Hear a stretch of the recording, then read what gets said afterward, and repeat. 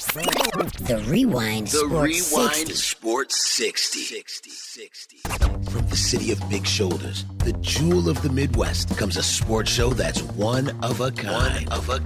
From iconic players to iconic stadiums to iconic teams, this is my kind of town. Chicago! And the Rewind Sports 60 is my kind of show. From Air Jordan to Sweetness to Papa Bear Hallis, this city works hard, but plays even harder. Danny Carlino and Jerry Riles bring you the Rewind Sports 60. Live. The Rewind Sports 60 starts now.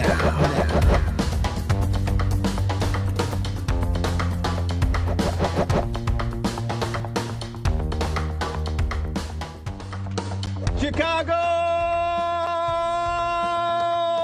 Welcome, ladies and gentlemen, to another edition of the Rewind Sports 60. We're broadcasting live from the fabulous studios of WCPT 820 AM in the beautiful, beautiful city of Chicago, located in Jefferson Park on the north side of Chicago. This is another edition of the Rewind Sports 60. I'm Jerry Riles. Let's get to our esteemed panel. Ladies and gentlemen, you love him. He's the best in the business. He's the marvelous one. He's Dan Marver. Danny, how you doing, buddy? Great to be here. Such enthusiasm. You got to have enthusiasm. Are you kidding me? You're just glad that the snow melted. Unbelievable. What a difference a day makes. That cliche, believe me. Ladies and gentlemen, I hope you made it through the stormy weather yesterday, and definitely the beautiful, beautiful Sunday, and hopefully the week gets better. I know there's a lot of rain in the forecast for this upcoming week, but I got to tell you, man, the snow, whoa. I'm like, wait a minute, are we going into winter? Aren't we supposed to be coming out of winter? What the heck is going on here? But hey, in Chicago, the weather changes every second, every minute, every day. Keep it locked in. This is the fastest hour in sports conversation. And of course, ladies and gentlemen, he could be down on Michigan Avenue. He could be on Western Avenue. He can be over there on Randolph or Roosevelt. He might be in Dundee. Ladies and gentlemen, he's on Milwaukee Avenue in Chicago. He's the man on the street. It's Marty B. What's up, Marty? Hey, good afternoon, Jerry, and my partner here, Danny Marver. Great to be with our listening audience. And before I forget, I just want to acknowledge a young man at Glenbrook North High School who has been elected as the senior class vice president for the class of 2020, young Richard Chica. And Richard is a broadcaster in the works. So congratulations, Richard. Congratulations, Richard, and welcome to the business of broadcasting, and good luck to you. Believe me, you're going to need it. Ladies and gentlemen, it looks like the Chicago Bears might not need too much luck with this recent draft of 2019. We'll get a chance to hopefully talk with John Mullin of NBC Sports Chicago, joining us on the TRS60 hotline to talk to Chicago Bear football. And hopefully, I know it's going to be a rough schedule, a rough trek for this football team coming up this fall, but I'm sure Matt Nagy and the boys can pull things together and get things working. They got a running back. They got some more defensive help. They got some speed. They got a defensive coordinator and Chuck Pangea. So, ladies and gentlemen, I'm looking for an exciting football season from this Chicago Bears football team. Maybe not the 12-4 record, but hopefully they'll be able to make us proud another year. We'll also get an opportunity to talk some NBA basketball, NBA playoffs. We'll get a chance to reflect on the late, great career of John Hondo Havlicek, who recently passed away this past week at the age of 79. What an illustrious career he had in the National Basketball Association. Sam Smith hopefully will be joining us on our TRS60 hotline as well. Talk some Cubs and Sox baseball, and of course the man on the street, Marty B, is going to let you know what's going on in the world here in Chicago and around and about. Feel free anytime throughout this fastest hour in sports conversation, give us a ring. Our number here is 773-763-9278, 773-763-9278. And, of course, we got scoreboard update at the bottom and the top of the hour of this fastest hour in sports conversation. That's the man. He's Gabe Salgado in our update studio. What's up, Gabe? You know, you talk about the weather, and, you know, Chicago is one of the few cities in this country you could experience all four seasons in 1 week, and that's kind of what we've been going through as of lately. And, you know, speaking of, something going on, the Cubs heading into the top of the ninth. We're tied at 3 with the Arizona Diamondbacks as we take to the airwaves here. So I'll have some more on that when we get the first update at 6:30. Well, you know what? Hopefully, Gabe, you'll have a positive message to give all our listeners out there, at least our Cub fans out there who are looking to see that the Cubs can pull things away. You, Darvish, finally Finally, can we say hello and congratulations and thank you? He's healthy. Thank you. Thank you. I was about to pick up the phone, give Theo Epstein a call and say, hey, Theo, he's done. It's over. There's nothing left. Let's move him around. But, hey, you Darvish, he hung on there. I want to throw a question out there. We'll entertain calls all throughout. We can talk about anything in the world of sports, but, of course, the Bears draft, basketball, NBA playoffs, what's going on with the Chicago Bulls, and the reflection of John Havlicek. But I do want to throw a question out there. Cub fans, Sox fans, our number is 773-763-9278, 773-763-9278. The question I want to throw out to you is simple. It's a simple question. Who's the best shortstop in Chicago right now? Who's the best shortstop in Chicago right now? Is it the kid on the north side, Javi Baez? Or is our man, Timmy Anderson? Timmy Anderson with the walk-off jack the other night. Unbelievable. 12-11 baseball game. I got to say this, and I told this to Gabe Salgado during our pre-show conversation. Ricky Renteria, if I had a hat on, I would take it off. Ricky, right now, and I know it's still early, but I got to take my hat off to Ricky Renteria, guys, because whatever he's doing, whatever he's telling these kids, they're buying into it. And Timmy Anderson, throw the bet, baby, throw it. They gave him a new T-shirt to call Stick Something or down there. Stick it over there. Timmy Anderson with the walk-off jack, 12-11, White Sox winner. Loving it. Loving it, Marty B. Oh, man, I was almost falling asleep, and Dave Weber called me up when he got back from his badminton match and says, Marty, get that damn television on. You're White Sox. And what a great ending. Then they had the replay on, so I ended up staying up till 4 in the morning.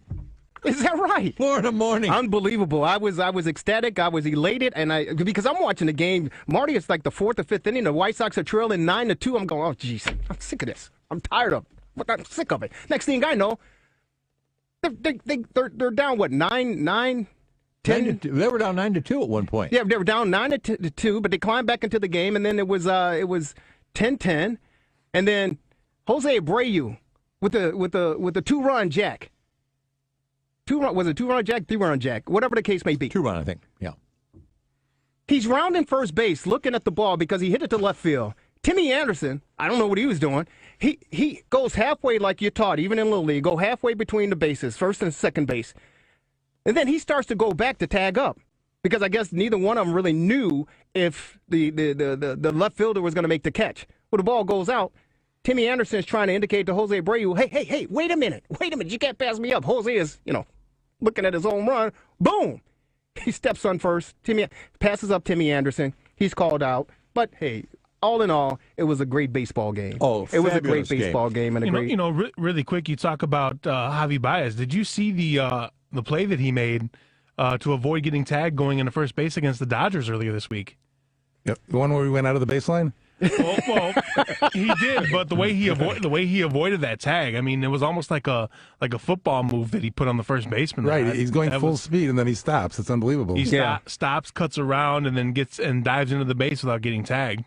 Yeah, that was an insane play. But I mean, and I think what really pushed Tim Anderson this year was all the talk about Manny Machado in the offseason.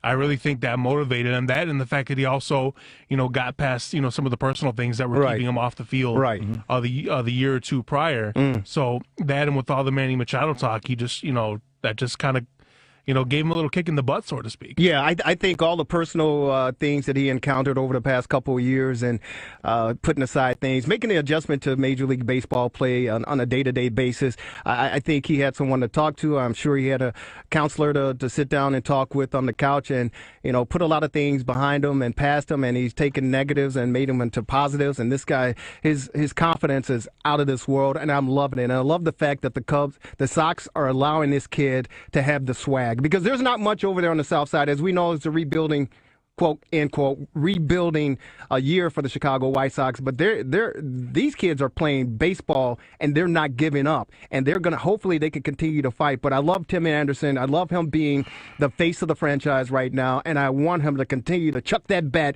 every time he jacks one out, because they need swag. They need an identity. And they need to put some fannies in the seats over there at, I like to say the new Comiskey Park, but over there at Guaranteed Rate Field. Timmy Anderson, keep doing what you're doing. But real quick, before we take a short time out, we were hoping to get a chance to talk to John Mullin of NBC Chicago, NBC Sports Chicago. But, of course, with the drafts just wrapping up, and we'll get a chance to talk about David Montgomery and Riley Ridley and some of the other draft picks from the Chicago Bears, he's still working. Mullin is working, so if we get a chance to talk to him before we're off the air in this fastest hour, we certainly will do that. But before we go to a short timeout, gentlemen, I threw the question out there. I'd love to get your feedback, your response, your reaction. Who's the best shortstop in the city of Chicago right now? Well, right now, Tim Anderson's hitting 385 after going 0 for 4, and Baez is 321. We know about their defense. I mean, either one can really pick it, but Baez has done it for obviously a whole year. The funny thing is I don't think that there's going to be any space for Addison Russell at shortstop if he comes back. Well, no. Theo Epstein said we haven't ruled anything out with Addison Russell, and that you read between the lines, that's telling you, hey, Addison, thanks, buddy. Thank you. It was nice knowing you. We'll see you when we see you. But right now, El Mago brings so many different aspects. We'd probably have to give him the edge at this moment, but that could change. Well, what do you say, Marty B, the man on the street? Well, this is a perfect opportunity to pick up a real good pitcher for Addison.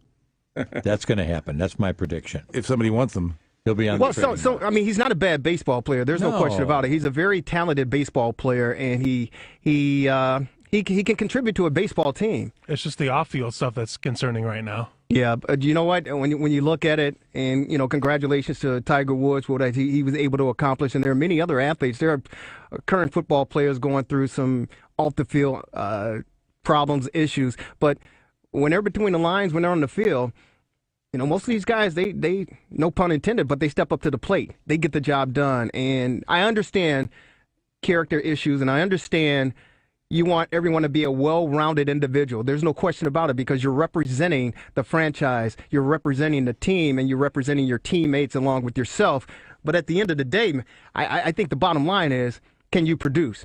And if you can produce at a high level, such as what Addison Russell's been able to reveal during his stay in the major leagues, some team is going to come after you. Some team is going to say, hey, you know what, we'll give this kid a second chance. And in this country, we're about second chances, that's for sure.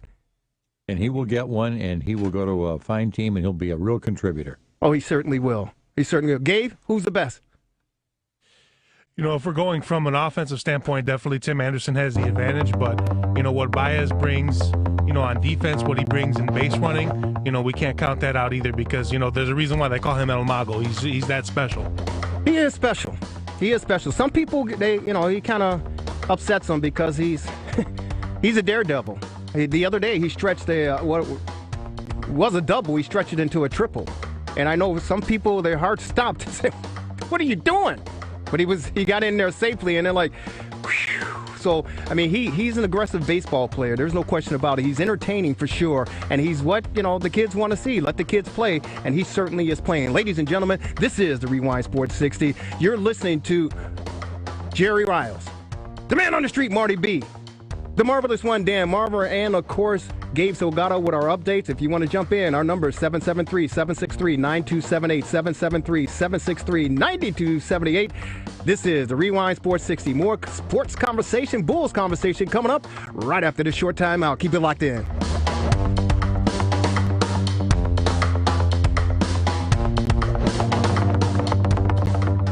You're watching the Rewind Sports 60. Go Bucks! It's the end of the quarter. Time for a break in the action. The hottest sports panel in Chicago will get back to the fast-paced action, streaming live on Facebook Live. We're back at it after this quick timeout. So don't you dare touch that iPhone, Android, iPad, Mac, or PC. Lock it in.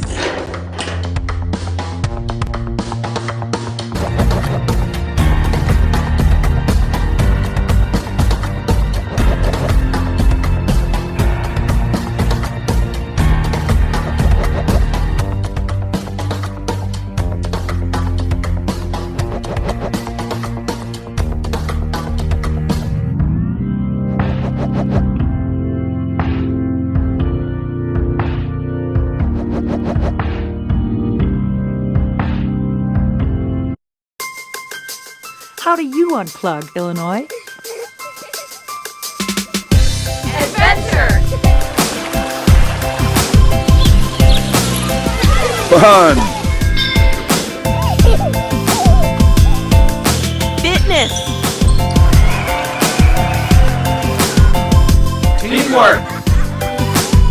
What's your outlet? Support your local park and recreation agency.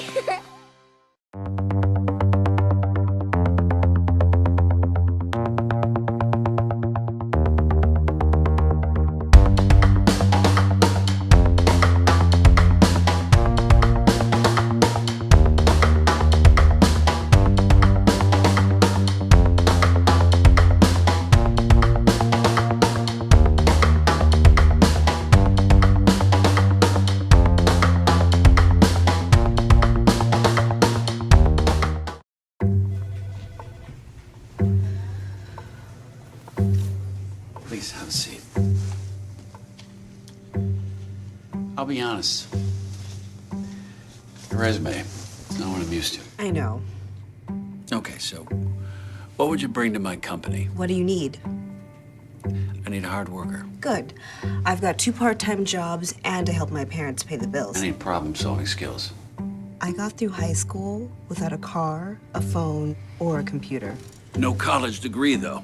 Not yet, but life's taught me a lot and I'm ready for more. Well, you're not the typical kind of candidate that I hire. But you are exactly what I'm looking for.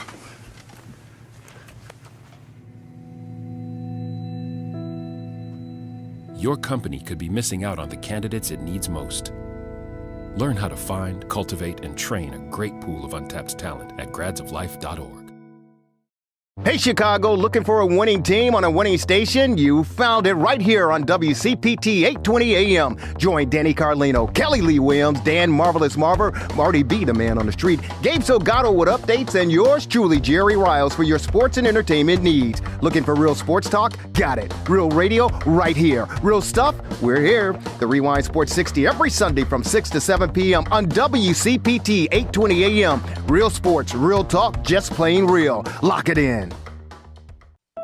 Right now, Doctors Without Borders medical teams are operating in some of the most remote and dangerous corners of the world.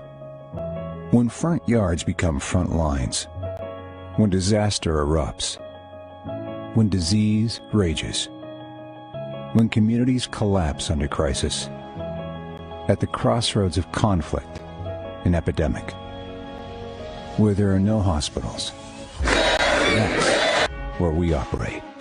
We go where conditions are the worst because that's where we're needed most. In nearly 70 countries, we're saving lives threatened by violence, disease, malnutrition, and catastrophic events. Donors are vital to our mission. Your response is critical to our response in places where few others will go. That's where we operate. Learn more at doctorswithoutborders.org. Hi, this is Liz Nicholson Sullivan, the wife of former NFL player Jerry Sullivan. I am asking you to support House Bill number 4341, the Dave Duerson Act to prevent CTE, which bans tackle football for Illinois children under 12. CTE is a brain disease that can be caused by playing football. Its symptoms include dementia, depression, and aggression. Dave Duerson committed suicide when CTE began destroying his life. I am now watching my husband Jerry struggle against CTE. The best way to prevent this disease is to stop hitting kids in the head. Tackle football exposes young children with developing brains to hundreds of head hits each year. Show your support for House Bill 4341 or hashtag Duerson Act. Together, we can save football players from CTE. And please go to concussionlegacy.com for more information. Thank you. If it's Chicago sports you want, you're in the right place. Hello, Chicago! The Rewind Sports 60. That's the best in the city of Chicago. Welcome back to the Rewind Sports 60 live with the best sports panel in Chicago. Lock it in. 5 seconds left. Boston only has a 1-point lead. Greer's putting the ball on a play. He gets it out deep, and Havlicek steals it. Over the San Fran. Havlicek stole the ball. It's all over. It's all over. Johnny Havlicek is being called by the fans. Bill Russell wants to grab Havlicek. He hugs him. He squeezes John Havlicek. The Celtics win it. 110 for 109.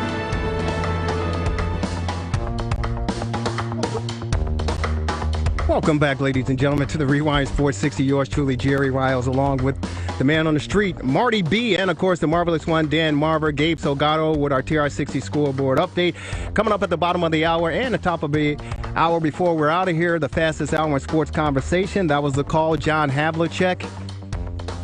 Johnny Most, radio announcer for the Boston Celtics. Back in 1965, where the Celtics defeated the Philadelphia 76ers and Wilt Chamberlain.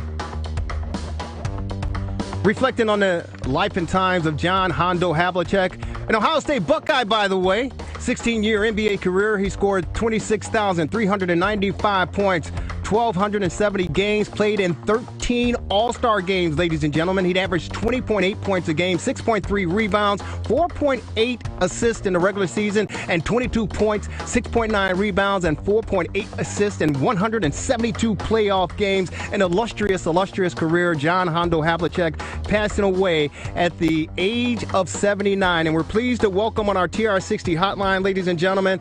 You love him. These guys, the best in the business. He's the dean of Chicago basketball sports and, of course, the Hall of Famer himself. He is Chicago Bulls, Bulls.com beat writer, the Hall of Famer. He is Sam Smith on our TR60 hotline. Sam, how are you? I'm good. How are you today? We're doing fantastic on this Sunday. Sam, what a difference a day make. Yesterday it was snowing like we were in Alaska or something, and today it's beautiful. It's unbelievable. Well, it's beautiful for Chicago. Let's put it that way. Most of the rest of the country has had days that are, what we're going to have in a month. They've had that for the last 6 weeks. So let's not get too carried away with just generally crappy weather. Well, you know what? Anytime we can get some sunshine here in the Chicagoland area, it's time to go out and run around and jump around and have a good time, because you never know. The weather can change any minute, any second, any hour, that's for sure. A lot has changed as far as the NBA landscape is concerned, and I don't know where we start. But first, we must, if we can, reflect on the great career of John Havlicek, who passed away. Outstanding Boston Celtics. Now, I wasn't a big Boston Celtics fan back in the day, despite the fact all the championships that they won and how they were going about. And one reason, Sam, is the fact my brother went to college at Holy Cross in Worcester, Mass. And when I went to visit him, listening to the Celtics basketball, and Johnny Most, he was ripping Dr. J. Julius Erving. He was ripping him, and I was a young tyke, I'd never heard anybody give a bad word about Dr. J. And from that time on, I did not like the Boston Celtics, but over the years, you have to respect what they were able to accomplish back during that era, and, of course, the outstanding play of John Havlicek. What are your thoughts? Actually, the interesting thing about John is he wasn't that talented a guy. He wasn't a great shooter this passer, the skills we associate, with basketball in general. And why he was so special in so many ways is because he played the way you wish all your players would play all the time. He was this relentless competitor, picking up all the stuff that you're frustrated watching your team, your players won't do, don't care to do for whatever. He did. Actually, I probably did the last interview anybody did with John when I was working on this book, came out about a year ago, called Hard Labor. Mm-hmm. He was one of the plaintiffs in the Robertson suit, and he was involved in suing the league and getting free agency. And I had went to spend time with each of the plaintiffs. 13 were still alive, and I'd made several plans to see John, and he canceled. And I finally realized that he just, I wouldn't say embarrassed is the right word. He just didn't want to be seen with the Parkinson's he had. But we ended up doing 4 or 5 interviews on the phone. And he was the only one I ended up doing that with. The others I'd spent time with. But such a proud guy. And in that respect, he had, sort of dropped from public view, when he became ill in the last couple of years.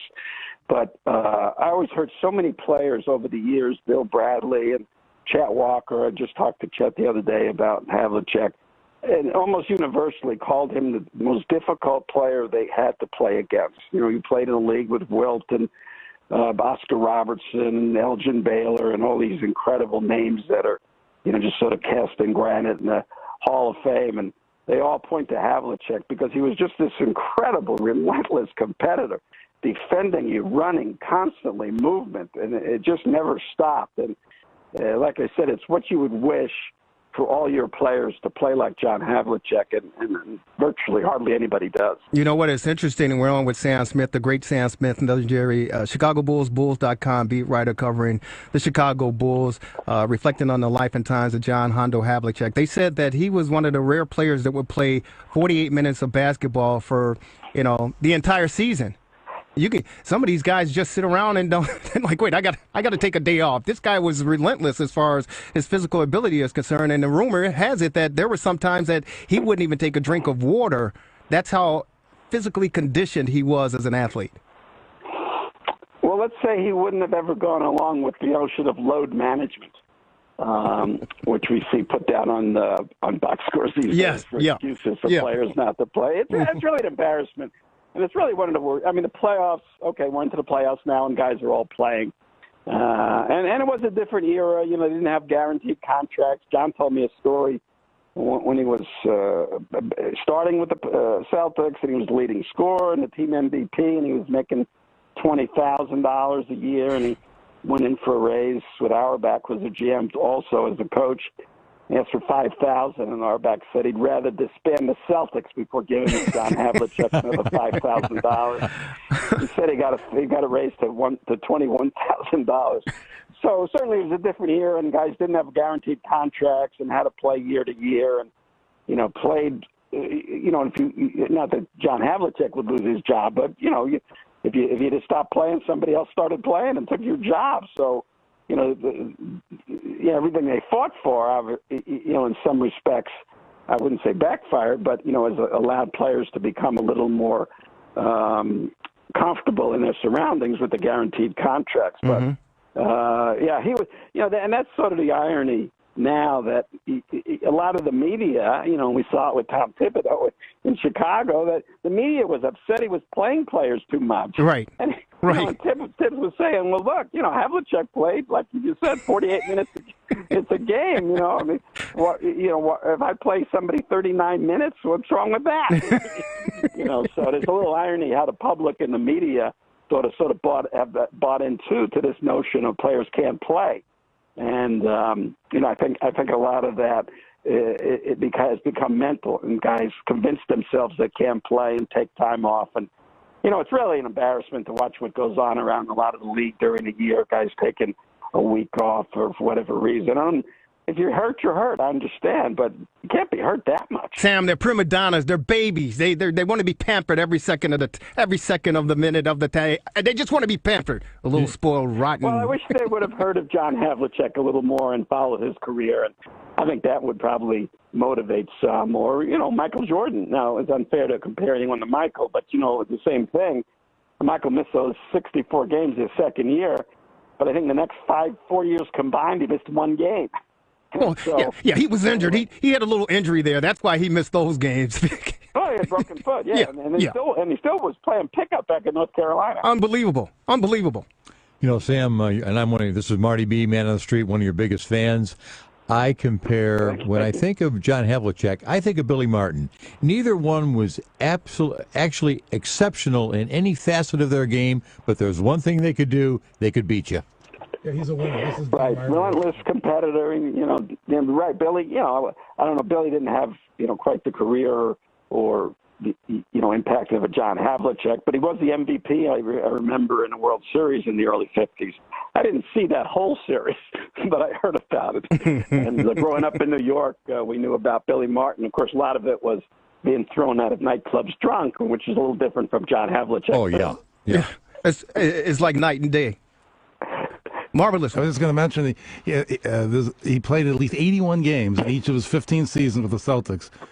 Over 26,000 points in 1,270 games.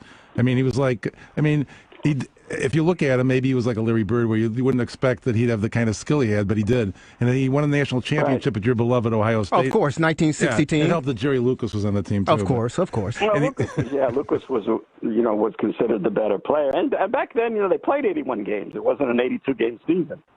So those 81s basically were the whole season.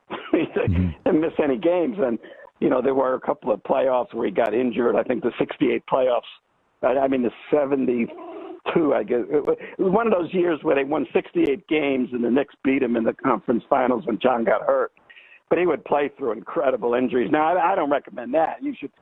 I don't think it's a great idea to play through broken bones. Right. Like that. Right. I think what stood out for him so much, and what I always remembered is just the way he was this constant motion.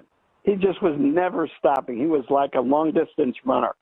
He played the entire possession. There just wasn't any time, and that was something about the Celtics that made them special and unique. Obviously, they had great players, Bill Russell, and great fit and everything. But their first week, they were unique in that their first 2 weeks of training camp, they didn't play basketball. They just ran sprints. Now, guys had to back then come into camp to get into shape. They didn't have workout summers like players do now. They don't. But at the same time, that was Harback's thing to run that fast break, and that we're going to be in better shape than everybody else, and they were. And that really was one of the big secrets to the Celtics, and Havlicek was the inspiration of that. When you see your best player on the court doesn't stop running and doesn't stop competing, what are you going to do? Exactly. Sam, this is Fastest Hour in Sports Conversation here at WCPT 820 AM. Before we let you go, and we appreciate your precious time on this day, but we have to come home. We have to ask you the question. There are many questions I'd love to ask you as far as the Chicago Bulls team is concerned, but help me out here, because I don't have any hair. But if I had the hair, I'd be pulling it out, because this latter part of the season, we talk about tanking and losing so that you can get the highest percentage of, getting that lottery ball bouncing around so you can get the top pick. Obviously, we got Derrick Rose back in 2008 or whatever, but the Bulls were trying to win basketball games, and they were winning basketball games. What the heck is going on? Fans are irate as far as this team was concerned, because we want to get the best opportunity to get the top pick in the upcoming draft coming up, and that's Zion Williamson.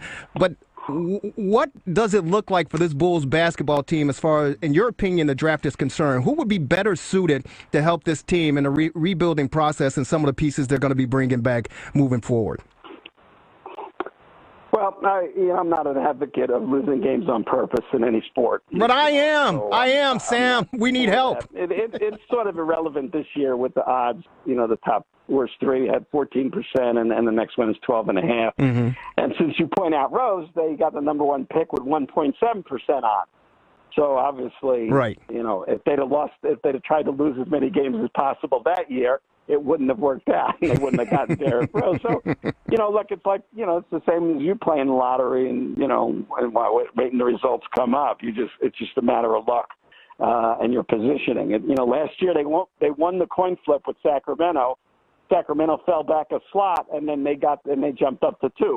So if the Bulls would have lost the coin flip, they would have jumped up to 2, and gotten, a better, potentially Doncic or, whoever wanted a better player. Not that, Wendell Carter should be good, but, considered a higher level player. So, that's a different argument, different issue. And the other part is, look, I wasn't an advocate necessarily of what happened at the end of the season with all these guys not playing. Mm-hmm. I would have rather seen them play and seen a little bit of what they got. But the fact of the matter is, with the trade for Porter and the previous trade for Butler, they had better teams than these other teams, than New York and Cleveland and Phoenix. They had more talent. So they were going to win some more games. 22 wins is certainly not to be trying to win that much. So I wouldn't criticize them for not losing enough. They lost too much in my mind. What it comes down to now, look, it's essentially a 2-player draft. There'll be good other players, and somebody will rise and be a better player than expected, and about like Donovan Mitchell kind of thing.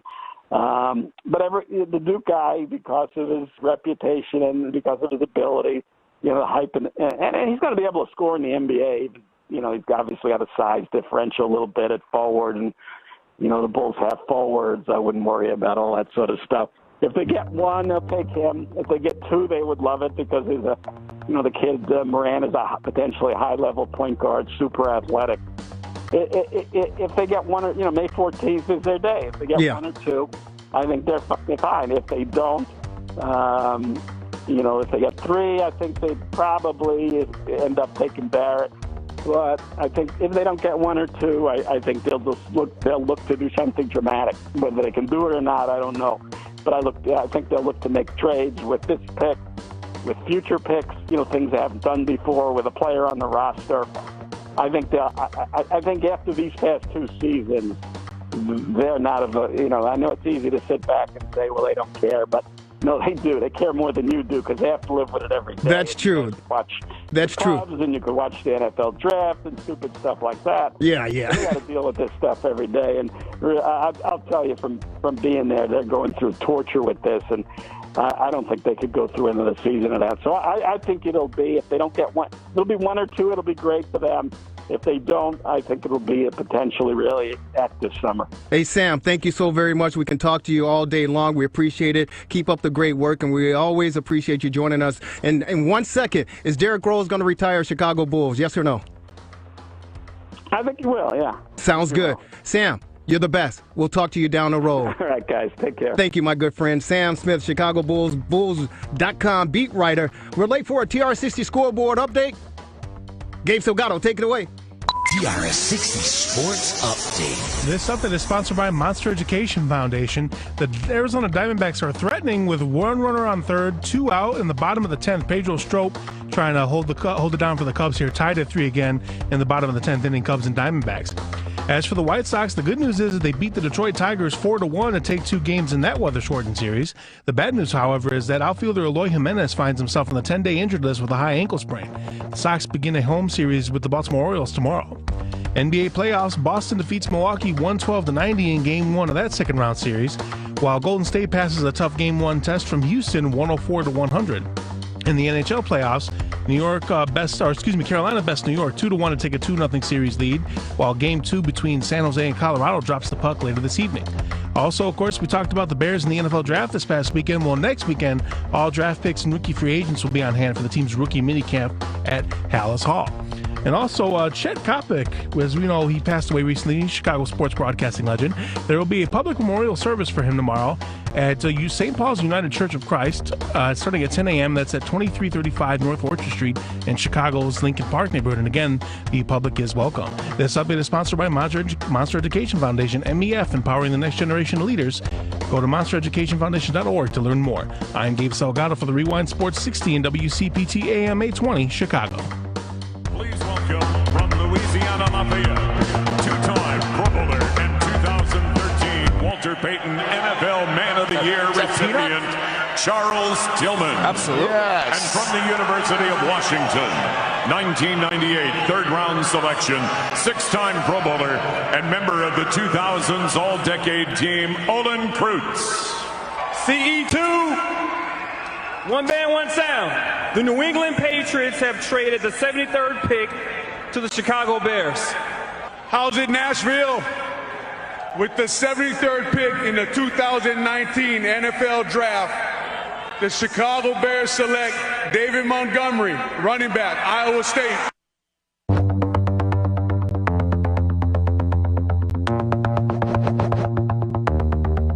Welcome back, ladies and gentlemen, to the Rewind Sports 60. Your Chicago Bears, their #1 pick.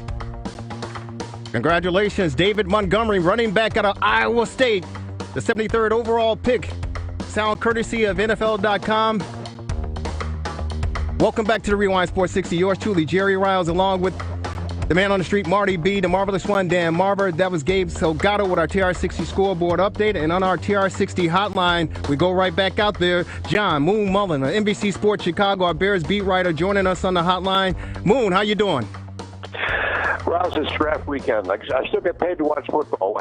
I'm doing great. I love this country. You know what? I love it too, and I wish I'd been up at Hallis along with you because, you love it.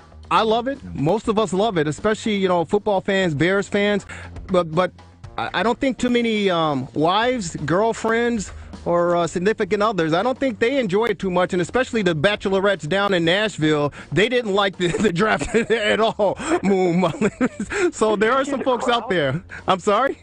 Did you see the crowd on the street? It looked like New Orleans and Mardi Gras or Times Square on New Year's Eve. Unbelievable. It was unbelievable. And on the first day, day one of the draft, the boys were set up there and they were trying to communicate with each other, and you heard nothing but music blaring behind them. But the atmosphere down there was phenomenal. It was outstanding. And they said that Las Vegas takes a back seat to Nashville, especially this past weekend. What were your thoughts on how the Bears panned out? I was surprised, but pleased, because I know General Manager Ryan Pace is like, hey, you know what? David Montgomery is the guy that we had been looking for. He's one of the top 3 running backs in the country on the list there. And when we had an opportunity, we didn't want to lose him. So instead of going 87 with the 87th pick, we moved up and we took him with the 73rd pick. What were your thoughts on the move by the Chicago Bears and what David Montgomery being able to acquire him?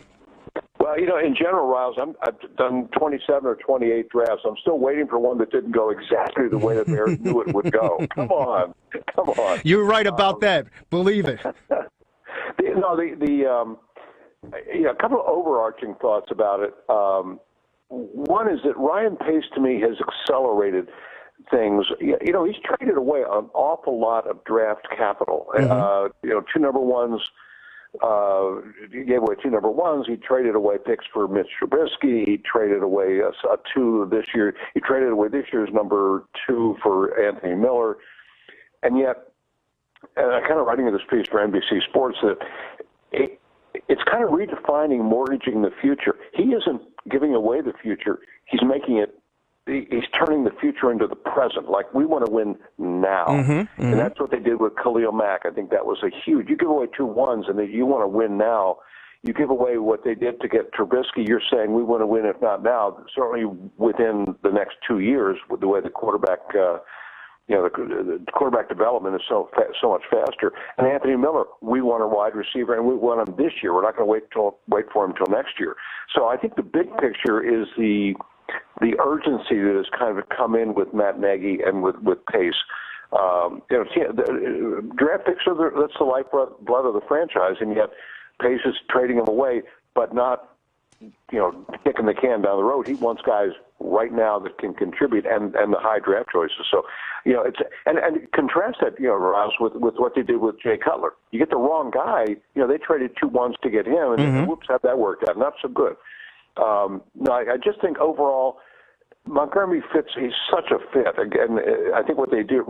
I think we're going to redefine best of. We're going to get the best available player. Well, they do, but let's redefine that. We're going to get the best available guy that we can afford. In other words, they're not waiting for somebody.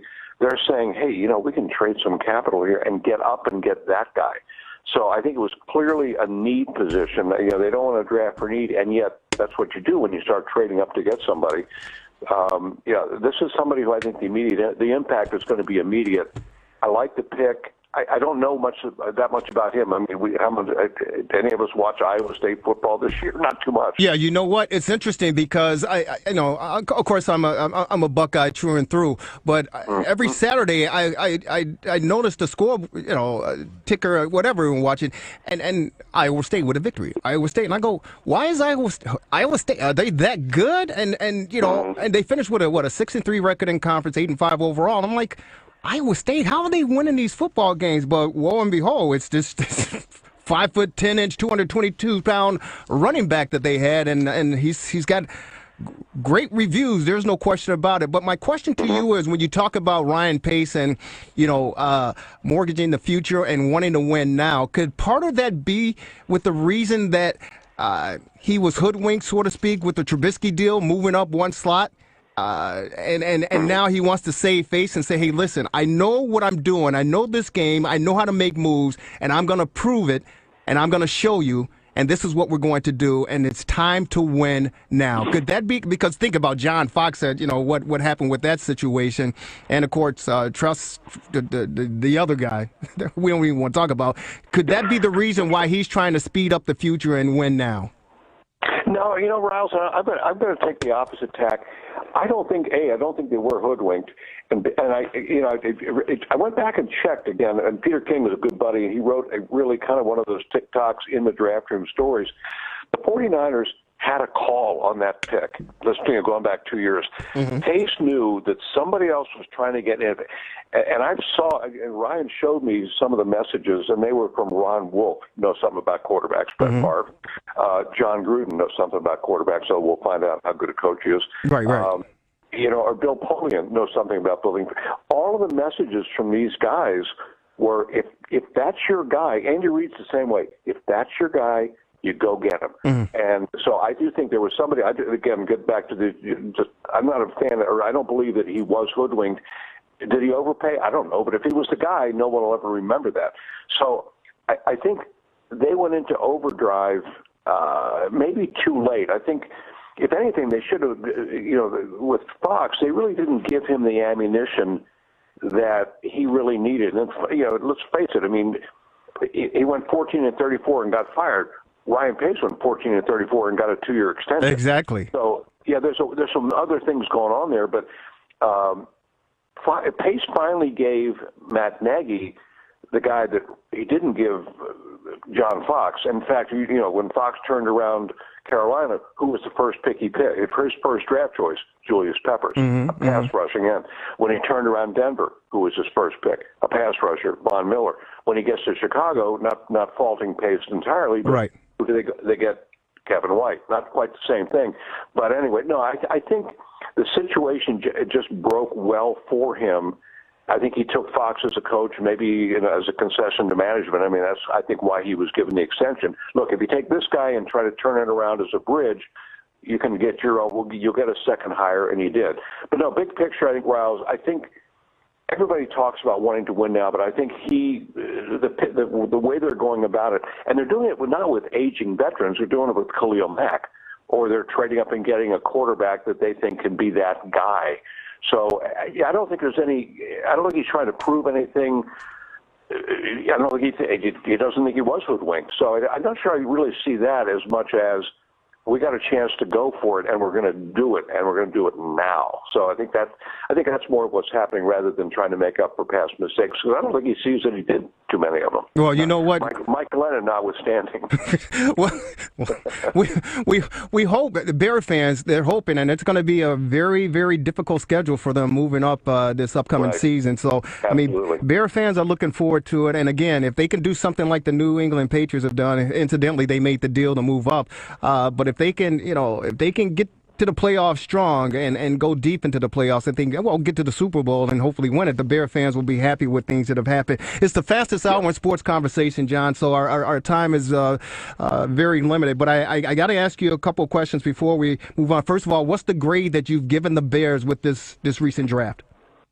Oh man, I stay away from that. Riles, it takes. That's smart. That's smart. Yeah, I mean, I don't know. I want to at least wait till training camp. You don't have to wait 3 years, because you could tell at the first training camp that Shea McClellan couldn't play. You didn't know you need 3 years for that.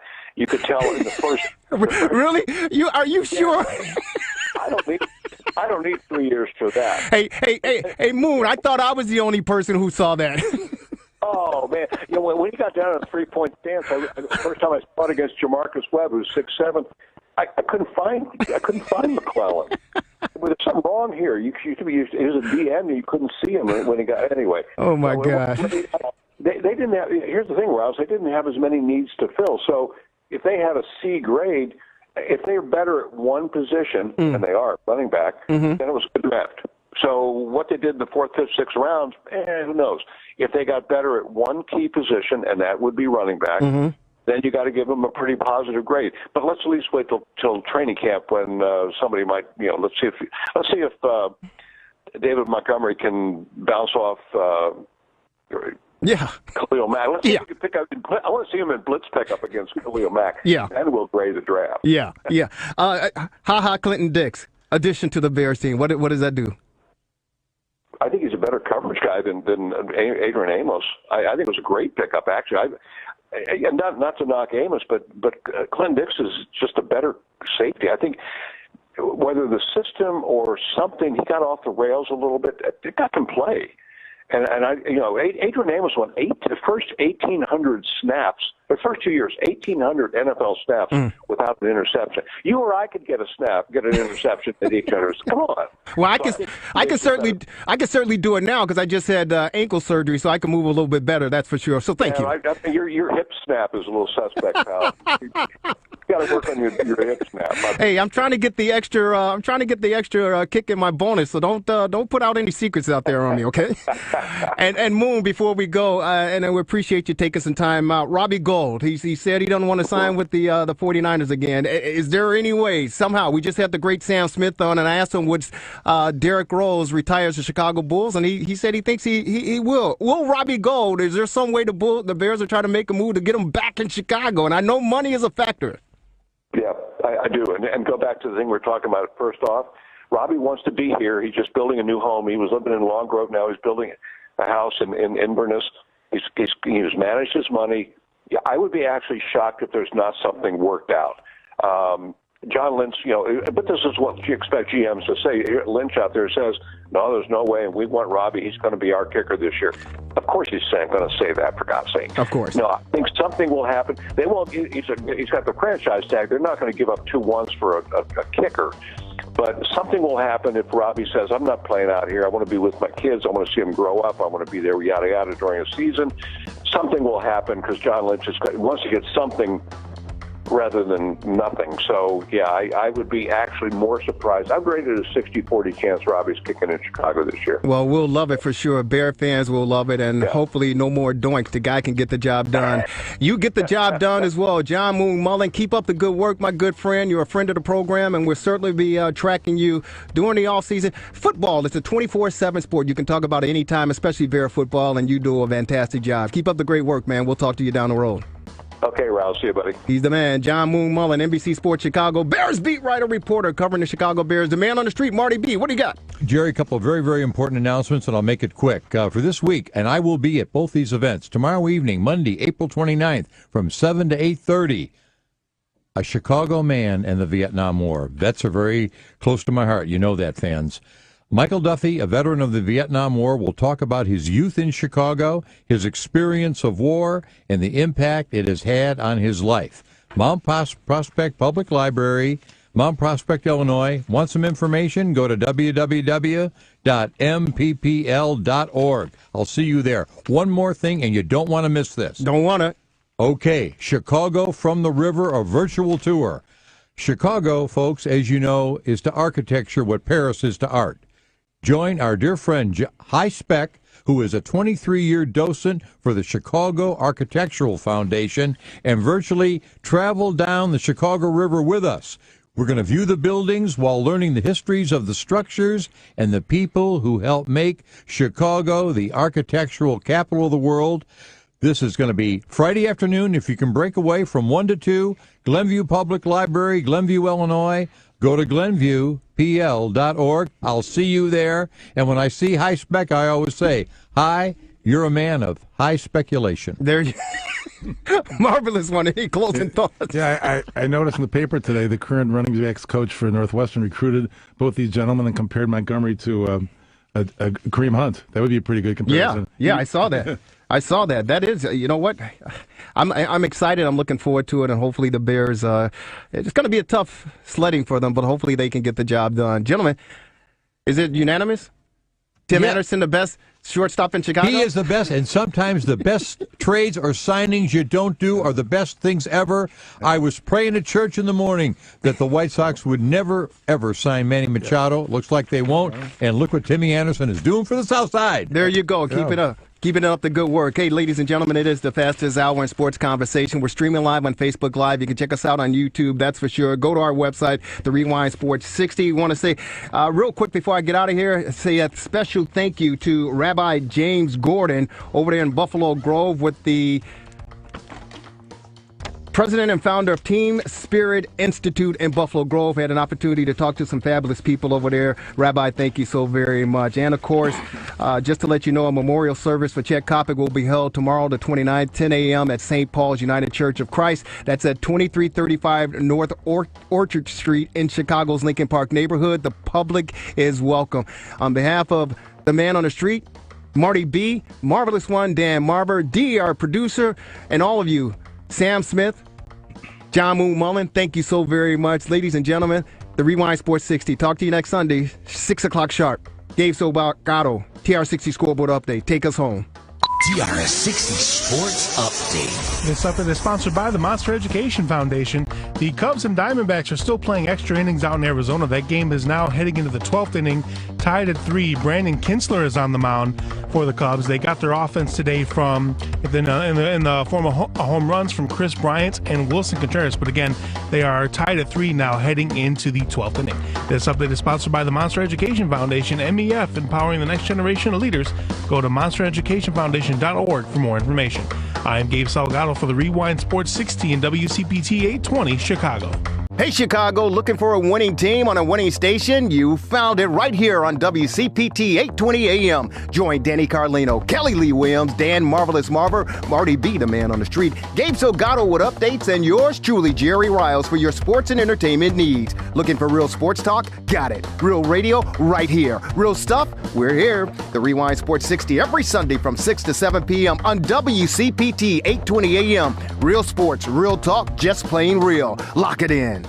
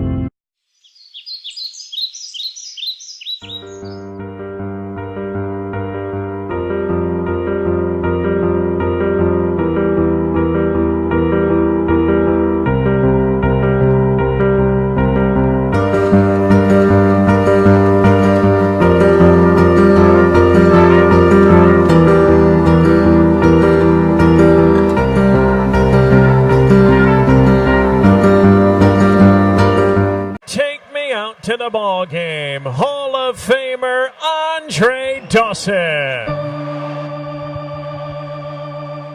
All right. Let's hear it from the greatest fans ever. On 3. 1, 2, 3. Take me out to the ball game. Take me out to the crowd. Buy me some peanuts and Cracker Jacks. I don't care if I ever get back for its root. Root for the Cubbies. If they don't win, it's a shame. For it's 1, 2, 3 strikes, you're out at the old ball game. Hey, let's get some runs. Thank you.